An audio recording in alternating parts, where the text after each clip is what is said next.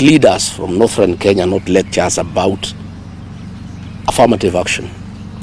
Devolution has been in place since 2013, and leaders from those regions deliberately have refused to develop institutions. Yet they want their children to enjoy the facilities of institutions that have been put by other leaders in other counties. Since 2013, Wajir County has received 99.6 billion Kenya shillings. Marsabit County has received 76.83 billion. Garissa County has received 81.7 billion shillings. Mandera County has received 119 Kenya billion shillings. They have the opportunity to develop institutions of the highest standards possible in Kenya. Not just for the children of those areas, but for the children of Kenya.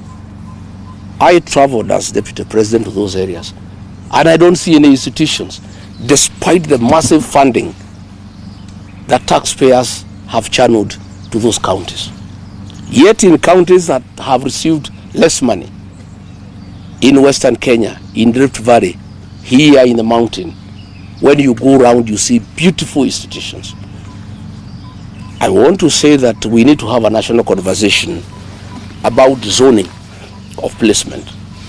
This was okay then because some areas were marginalized, but these areas have received massive funding from the Equalization Fund. They have received massive funds from the National Kitty.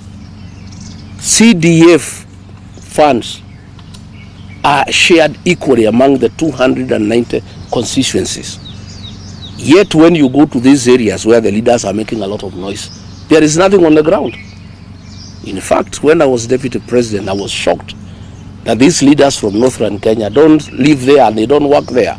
Anytime I had a trip to Garissa, to Mandera, to Wajir, the leaders of those regions would demand that I make space available for them on my aircraft. I would go with them and come back with them.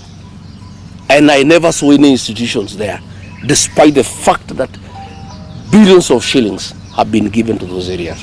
So we are saying we need a national conversation to ask. Devolution was supposed to bring equity.